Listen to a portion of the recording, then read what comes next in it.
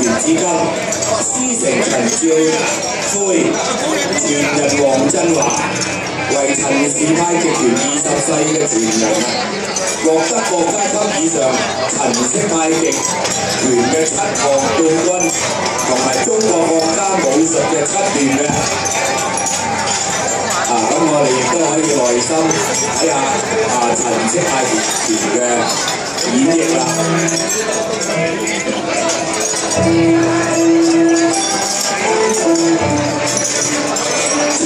陳式太極比較有剛有柔，亦都有老架有新架，